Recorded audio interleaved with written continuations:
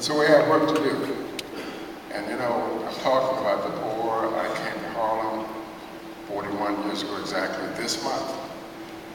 And actually that was one of the very best decisions that I ever made in my life to move to the community of Harlem.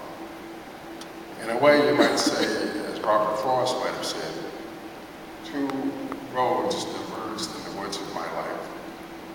And I took the one less traveled by. And that road led me to the village of Harlem, where I worked for 41 years. And that was the biggest eye-opening experience that I ever had. Because there I faced a population of people who were black and poor.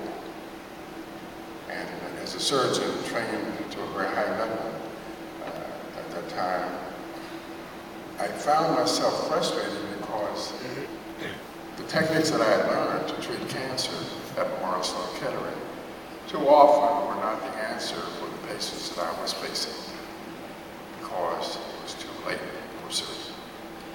And so I looked to the community itself, poor and black. The question then arises, and did arise to me then, 40 years ago, what does it mean to be poor? And what does it mean to be black? And I spent a career trying to disentangle the meanings of being poor from the meanings of being in a specific race. And I've written about that. And let me talk about poverty first. When you're poor, you have less chance of getting the medical care system early, so you come in late disease and you die. For example, of 606 consecutive patients at Harlem Hospital that I studied during that time period, only 39% were alive at the end of 5 years, when it should have been 75%. These women were poor. What does poverty mean? Not only does it mean late health care, because you don't get earlier, but it means poor housing conditions, less social support, less knowledge, less information, a tendency to risk promotion of lifestyle. And so when we're dealing with poverty, we can't just deal with the medical aspect of poverty, we have to deal with what poverty means. The other thing I soon understood,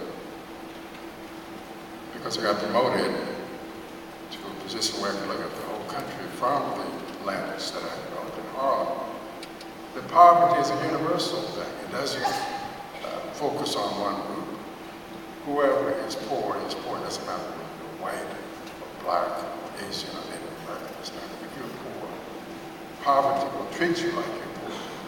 That's the universality of poverty. I learned that. So any solution to poverty and lack of insurance has to be a universal solution. There's no single pathway to solve the problems of poverty and lack of insurance for any single group of people. You have to solve all. So I learned that. And so, to take the discussion further, what about race? I described to you that people were all black.